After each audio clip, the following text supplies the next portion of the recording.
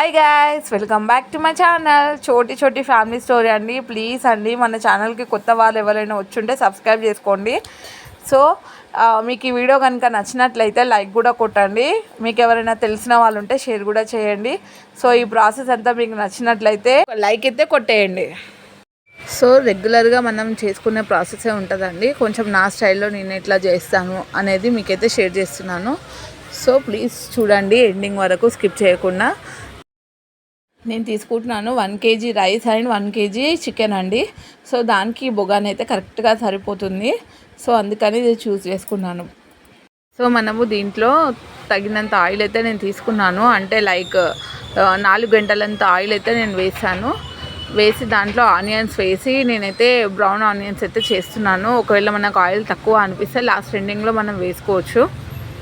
So మనకు బయట కూడా దొరుకుతాయండి బ్రౌన్ ఆనియన్స్, కానీ మనం ఇంట్లో చేసుకుంటే సేఫ్ కదా. సో ఇంట్లోనే చేసుకోవడానికి ట్రై చేయండి. సో ఇందులో మనం కొంచెం సాల్ట్ వేస్తే తొందరగా అయిపోతాయండి బ్రౌన్ ఆనియన్స్. సో ఒక సైడ్ మనము బ్రౌన్ ఆనియన్స్ అయితే చేసుకుంటున్నాం కదా. సో ఇక్కడ చికెన్ మ్యారినేషన్ ప్రాసెస్ అయితే చూద్దాము. సో ముందుగా మనం చికెన్ను పసుపు కొంచెం సాల్ట్ వేసి అయితే బాగా కడుక్కోవాలి. సో నేనైతే మంచిగా వాష్ చేసేసాను చికెన్ అంతా.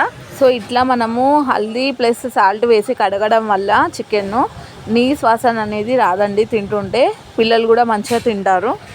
సో ముందుగా మనము సాల్ట్ అయితే వేసాము. సాల్ట్ నేను గంటలో సగం అంతా వేసాను, చూసారు కదా. సో ఈ సాల్ట్ని ఎందుకు తగ్గించి వేసాను అని అంటే అన్నంలోకి కూడా మనము వేసుకుంటాము ఆల్రెడీ, అందుకనే ఇందులో తగ్గించి వేసాను. అల్లం వెల్లుల్లి పేస్ట్ 3 టేబుల్ స్పూన్స్ అయితే నేను వేసాను అనమాట. అల్లం వెల్లుల్లి పేస్ట్ ఎక్కువనే పడుతుంది మనకి బిర్యానీలోకి. సో ఇక్కడ రెడ్ మిర్చి నేను 1.5 స్పూనే వేసాను, ఎందుకంటే మనం గ్రీన్ మిర్చి పేస్ట్ కూడా వేస్తాం కదా, అందుకనేది కొంచెం తగ్గించి వేసాను. సో ఇక్కడ హల్దీ కూడా వేసాను, హల్దీ కూడా కొంచెమే వేసాను, చాలా తక్కువ వేసాను అనమాట హల్దీ.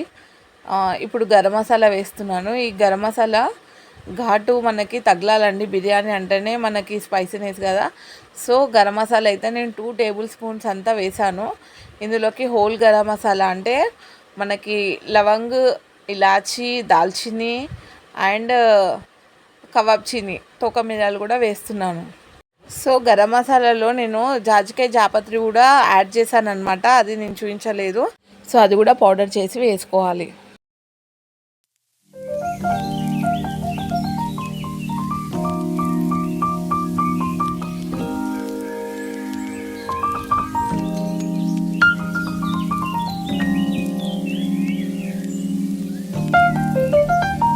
సో ఇక్కడ పచ్చిమిర్చి పేస్ట్ ఆల్రెడీ చేసి పెట్టాం కదండి. సో అది కూడా నేను వేసేస్తున్నాను.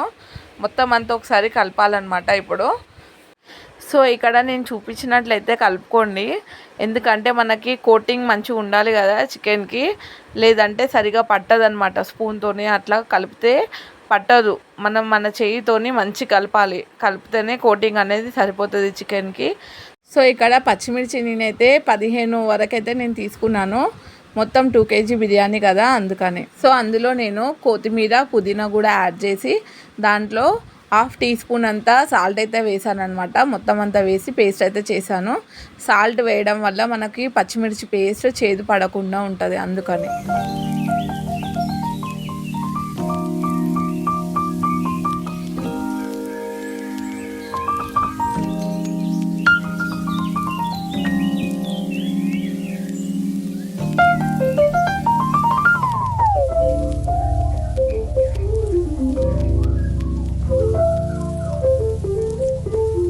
సో ఇక్కడ నేను 4 నిమ్మకాయలను అయితే తీసుకుంటున్నాను మొత్తం బిర్యానీకి. సో మూడు నిమ్మకాయలు అయితే నేను చికెన్లో పిండడానికి అయితే యూజ్ చేస్తున్నా. సో మిగిలిన 1 నిమ్మకాయని నేను అన్నం వండేటప్పుడు రైస్లోకి వాటర్ తీసుకున్నాం కదా, ఆ వాటర్లో అయితే వేస్తానన్నమాట. సో ఇది రెడ్ ఫుడ్ కలర్ అండి. సో నేనైతే కొద్దిగా వేస్తున్నాను. సో చికెన్ కొంచెం రెడ్ కలర్లో వస్తే కొంచెం తింటారు కదా పిల్లలు ఇష్టపడి అని. సో ఈ విధంగా అయితే నేను ట్రై చేస్తున్నాను.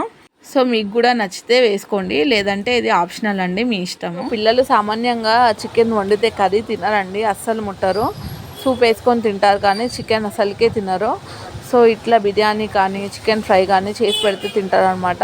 సో వాళ్ళు తినడానికే ఇట్లా అప్పుడప్పుడు బిర్యానీ కానీ చికెన్ ఫ్రై కానీ చేసి పెడుతూ ఉంటాను. సో వాళ్ళు కూడా ఎంజాయ్ చేస్తూ తింటారనమాట. సో ఇక్కడ చికెన్ మ్యారినేషన్ ప్రాసెస్ చేస్తూనే స్టవ్ పైన ఆనియన్స్ పెట్టాం కదా, ఆనియన్స్ అయితే నేను చూస్తున్నాను. ఆనియన్స్ అయితే లైట్గా బ్రౌన్ కలర్లోకి వస్తున్నాయి కదా, ఇంకా కొంచెం కావాలండి. సో ఇవి పూర్తిగా బ్రౌన్ వచ్చే వరకు ఇట్లా కలుపుతూ మనం ఫ్రై అయితే చేసుకోవాలన్నమాట. సో ఇక్కడ బ్రౌన్ ఆనియన్స్ అయితే రెడీ అయిపోతున్నాయండి. ఇంకా కొంచెం లైట్గా కావాలి. ఇట్లా కలుపుతూ మనం మెల్లిమెల్లిగా కలుపుతూ ఇట్లా అయితే రెడీ చేసుకోవాలి. అట్లే వదిలేస్తే మాడిపోయే ఛాన్స్ కూడా ఉంటుంది కాబట్టి కొంచెం చూసుకోవాలన్నమాట. ఇక్కడ నేను పెరుగు కూడా యాడ్ చేసేస్తున్నాను. సో మొత్తం పెరుగు అంతా వేసేసాను. హాఫ్ కేజీ పెరుగు అయితే నేను తీసుకుంటున్నాను. ఇంకా కొంచెం ఎక్కువనే తీసుకోవాలి, తక్కువ తీసుకోకండి. ఎందుకంటే మనకి సో కర్డ్ వల్ల మనకి జ్యూసీగా ఉంటుంది అనమాట తింటూ ఉంటే.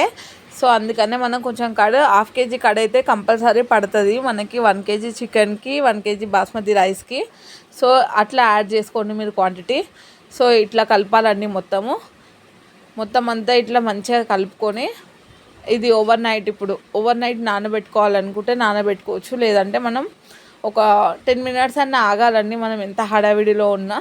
సో నేను అక్కడ బ్రౌన్ ఆనియన్స్ అయ్యే వరకు అయితే ఇది నానిపోతుంది అనమాట. నేను ఒక 1 అవర్ టైం అయితే తీసుకుంటాను కంపల్సరీ, అంత ప్రాసెస్ కంప్లీట్ అయ్యే వరకు.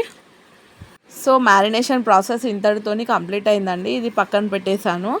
సో ఇక్కడ నేను వాటర్ అయితే తీసుకున్నాను మనకి రైస్ అయితే నేను నానబెట్టి పెట్టాను. ఒక 10 మినిట్స్ అయింది అప్పటికే. సో ఇక్కడ నేను వాటర్లో అయితే సాల్ట్ అయితే యాడ్ చేస్తున్నాను. చూసారు కదా, అన్నంలోకి మళ్ళీ సాల్ట్ వేసాను అన్నాను కదా. సో సాల్ట్ అయితే వేసాను. అందులోకి ఇప్పుడు మనము గరం మసాలా అయితే తీసుకోవాలి. మొత్తం హోల్ గరం మసాలా అయితే తీసుకుంటున్నాను. సాజీరా, లవంగ్, ఇలాచి, పత్తా, భోజవార్ పత్తా అంటారు కదా అది. సో ఇక్కడ పుదీనా, కొత్తిమీర కూడా యాడ్ చేశానండి. సో ఇక్కడ ఆయిల్ కూడా యాడ్ చేస్తున్నాను. ఆయిల్ ఎందుకు వేస్తున్నానంటే మనకి అన్నం పొడిగా వస్తుందండి ఆయిల్ వేయడం వల్ల. సో అందుకని ఆయిల్ అయితే కంపల్సరీ వేయాలి, లేదంటే మొత్తం అయిపోతుంది అన్నం అంతా. సో ఇందులోకి కొంచెం అల్లం వెల్లుల్లి పేస్ట్ కూడా వేస్తున్నాను. సో మొత్తం అంతా ఒకసారి కలిపేయాలండి. కలిపేసిన తర్వాత ఇందులోకి నిమ్మరసము, ఆల్రెడీ నేను చెప్పాను కదా 3 చికెన్లో పిండాను నిమ్మరసము. సో రైస్ కోసం పెట్టిన వాటర్లో యాడ్ చేస్తున్నాను అనమాట. సో ఈ విధంగా మొత్తం కంప్లీట్గా ఒకటైతే నేను పిండేశాను.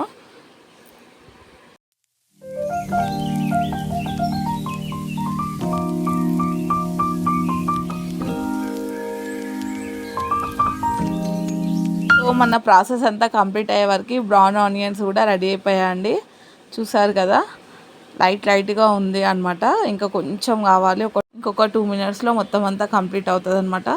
సో ఇంత మంచి బ్రౌన్ ఆనియన్స్ అయితే వచ్చేసాయి మనకి.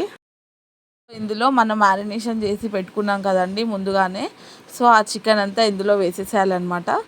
మొత్తం అంతా ఒకసారి కలిపేయాలి వేసేసి.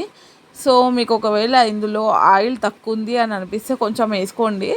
నాకైతే ఇది సరిపోతుంది అనిపిస్తుంది, ఎందుకంటే నేను నెయ్యి కూడా వేస్తాను కదా, అందుకని ఇక్కడ వేయట్లేదనమాట. సో డైరెక్ట్ నేను చికెన్ అయితే సో ఇక్కడ వేసేస్తున్నాను అనమాట. సో మొత్తం ఒకసారి కలిపేసేయాలి వేసేసి. సో ఈ టైంలో మీరు కొన్ని బ్రౌన్ ఆనియన్స్ తీసి పక్కకు పెట్టుకోండి. తర్వాత మనం అన్నం పైన వేయడానికైతే యూజ్ అవుతుంది, రైస్ పైన వేయడానికి. సో నేనైతే మొత్తం అంతా కలిపేస్తున్నాను అనమాట. సో నేను ఎప్పుడు ఇట్లాగే చేస్తాను, అదే వేలో నేను చేసి చూపిస్తున్నాను అనమాట మీకు.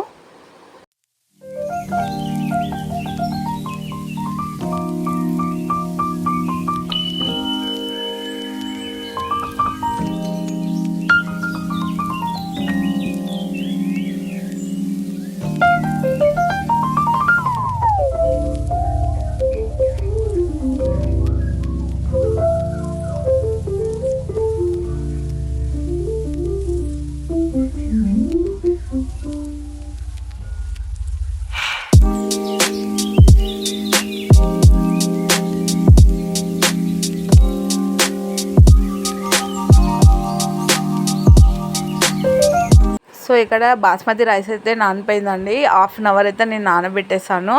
సో ఇప్పుడు ఆ రైస్ని నేను మరిగే వాటర్లో అయితే వేసేస్తున్నాను. సో ఇట్లా వేసుకోవాలి కొంచెం వాటర్ అంతా తీసేసి. సో చూసారు కదా, లైట్గా మసాలాలు వేసి అయితే నేను చేస్తున్నాను. కనిపిస్తున్నాయి కదా వాటర్లో మసాలాలు, ఇట్లా లైట్గా వేసుకొని అయితే చేసుకుంటాను ఎప్పటికీ.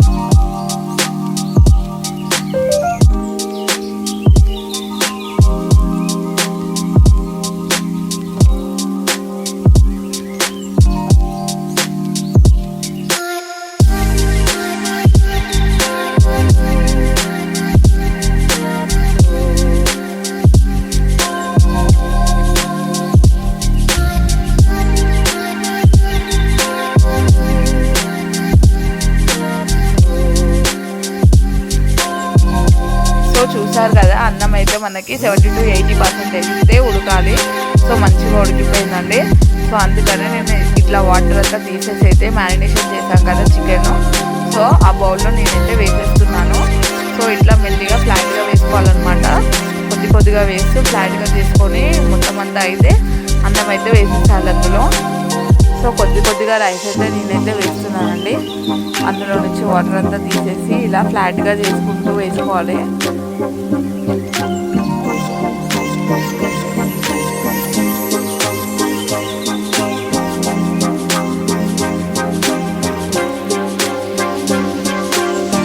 సో ఇట్లా మనం కొంచెం వేసుకుంటూ దీనిపైన కొత్తిమీర, పుదీనా, బ్రౌన్ ఆనియన్స్ ఉంటే అవి, మళ్ళీ కొంచెం నూనె కానీ గీ కానీ వేసుకుంటూ మనం వేసుకోవచ్చు. సో నేను అట్లా కాకుండా మొత్తం అంతా ఒకటేసారి రైస్ అంతా వేసేస్తానండి. సో రైస్ అంతా వేసేసి దానిపైన నేను మిగిలిన ఇంగ్రీడియంట్స్ అయితే వేసాను. సో ఇక్కడ నేను ఫుడ్ కలర్ అయితే ఎల్లో కలర్ అయితే తీసుకున్నానండి. ఇది నేను పాలల్లో కలిపేసి వేసాను. సో దీనిపైన నేను మళ్ళీ ఇక్కడ మనము నెయ్యి వేస్తున్నామండి మురుగన్కి. సో ఇది లేకపోయినా మనము ఆయిల్ అయినా యాడ్ చేసుకోవచ్చు అనమాట. సో అందులో నేను అందుకనే తక్కువ తీసుకున్నాను ఆయిల్. ఇక్కడ పైనుంచి మనము ఆయిల్ అన్నా గీ అన్నా వేసుకోవచ్చు. లిడ్ క్లోజ్ చేసిన తర్వాత దానికి నేను దమ్ చేయడానికి ఇక్కడ పిండిని వాడట్లేదు. సో ఒక బుగాన్ అయితే ఇట్లా పెట్టి దానిపైన మూత పైన ఇందులో వాటర్ తీసుకొని ఆ వాటర్ బుగాను కూడా దానిపైన పెట్టాలన్నమాట. సో మనం ఇక్కడ హై ఫ్లేమ్ మీద 7 minutes అయితే కుక్ చేయాలి. తర్వాత మనము సిమ్లోకి పెట్టుకోవాలన్నమాట మంటను. సో సిమ్లోకి పెట్టిన తర్వాత ఒక 20 minutes అయితే మనం కుక్ చేయాలన్నమాట. టోటల్ మనకి 30 minutes అయితే కంపల్సరీ పడుతుంది బిర్యానీ మంచిగా కుక్ అవ్వడానికి. సో చూడండి, వావ్, ఇట్స్ ఎమ్మీ అండి. చాలా జ్యూసీగా చికెన్ కూడా ఎంత కలర్ఫుల్గా బిర్యానీ వచ్చింది. అబ్బబ్బబ్బా, చికెన్ కూడా బాగా కుక్ అయిందండి. సో రైస్ కూడా చూసారా ఎంత పొడిగా వచ్చిందో. సో మనది కూడా రెస్టారెంట్ స్టైలే అండి. సో మనం కూడా ఇంట్లో చేసుకున్నప్పుడు ఈ ప్రాసెస్లో అయితే చేసుకోండి. సేమ్ మనం రెస్టారెంట్కి, హోటల్స్కి వెళ్ళి తిన్నట్టే ఉంటుంది. సో మీరు కూడా ఇట్లా ట్రై చేయండి. ఎంత బాగా వచ్చిందో చూడండి. సో ఇప్పుడు కూడా నేను చూస్తుంటే తినాలనిపిస్తుంది. సో ఇట్లా అన్నమాట, ఇంట్లోనే మనము తక్కువ టైంలో తక్కువ అమౌంట్తో మంచి బిర్యానీని అయితే మనం తినొచ్చు అనమాట. సో ఎంతమంది ఇలాగే చేసుకుంటారండి? సో ప్లీజ్ కామెంట్స్ అయితే పెట్టండి. సో మీరు కూడా నా స్టైల్లోనే చేస్తున్నారైతే కామెంట్స్ అయితే చెప్పండి. మీకు ఈ బిర్యానీ ప్రాసెస్ అయితే నచ్చినట్లయితే లైక్ అయితే కొట్టండి. సో ఇక్కడ నేను మీకు తినైతే చూపిద్దాం అనుకుంటున్నాను. సో రైస్ అయితే తీసుకున్నాను. రైస్ కొంచెం తక్కువనే వేసుకున్నాను, ఎందుకంటే మార్నింగ్ టిఫిన్ చేయలేదన్నమాట మార్నింగ్ నుంచి. సో నేను ఆల్రెడీ రోటీ బెండకాయ ఫ్రై చేసి ఉండే, పిల్లలకి టిఫిన్ బాక్స్ అయితే ఇవ్వాలి కదా, వాళ్ళు తినేసి టిఫిన్ బాక్స్ అయితే తీసుకొని వెళ్ళిపోయారు. సో ఇక్కడ నా టిఫిన్ లంచ్ 2 అవుతున్నాయండి. సో రోటీ ఒకసారి అయితే చెక్ చేశాను టేస్ట్. సో యమ్మీ అండి అది కూడా. సో ఇక్కడ నేను బిర్యానీ అయితే తిని చూపిస్తున్నాను. సో ఇట్లా చాలా బాగుందండి టేస్ట్, మీరు నమ్మరు. వావ్, సూపర్ అండి. సో ఇక్కడ చికెన్ బిర్యానీ ఎంత టేస్టీగా ఉందండి. సో చెప్పట్లేదు, రియల్గానే చెప్తున్నాను. సో చూస్తుంటే మీకు కూడా అర్థమవుతుంది కదా. మా పిల్లలు కూడా చాలా ఎంజాయ్ చేస్తూ తిన్నారండి. వావ్, ఇట్స్ వెరీ టేస్టీ అండి. సో మీకు కూడా నచ్చినట్లయితే ప్లీజ్ ఒక లైక్ అయితే కొట్టేయండి.